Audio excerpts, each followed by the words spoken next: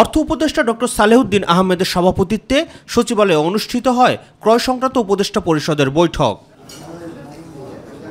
বৈঠক শেষে দেশের অর্থনীতি নিয়ে সাংবাদিকদের প্রশ্নের জবাবে অর্থ উপদেষ্টা বলেন, বাংলাদেশের মতো খারাপ অবস্থায় যায়নি শ্রীলঙ্কা।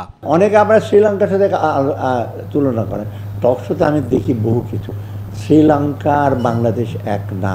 শ্রীলঙ্কার economic disaster was not that big. The main জিনিস, বাংলাদেশের অবস্থাতে শ্রীলঙ্কা আর খুঁজেই পেতেন না, আইল্যান্ডে থাকে। যখন আমরা ইনহেরিট করেছি না, এখন যে ব্যাংকিং অবস্থা, যে অবস্থায় কী করে এখন মাত্র 12টা ব্যাংক ফাংশনালি ইফেক্টিভ, আর বাকিগুলো ব্যাংকে যে 60টা ব্যাংকের মধ্যে বাকিগুলো তো খুঁড়ি করে, এটা কোনো দেশে হয়েছে কোনোটা? 1/3 ব্যাংক কাজ করে না, এবং 1/3 ব্যাংকের লোকজনের এসে যাও। শ্রীলঙ্কাটা এ লিটল বিট ইজিয়ার।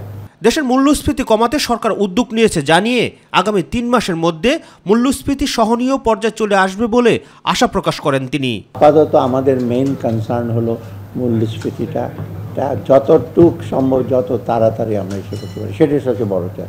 সাথে সাথে আমাদের হলো লোকজন আয়ের উৎসটা, এবং কালকে তো আমি সারাদিনই প্রায় অলমোস্ট ব্যবসায়ী না ব্যাংকারদের সাথে বসছি, কীভাবে ক্রেডিট ফ্লোটা বাড়ানো যায় প্রাইভেট সেক্টরে, কীভাবে তাদের আরও সাশ্রয়ী করা যেতে।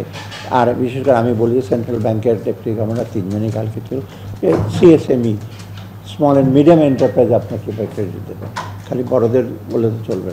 আমরা চেষ্টা করছি বিজনেসটাকে ইসে করতে।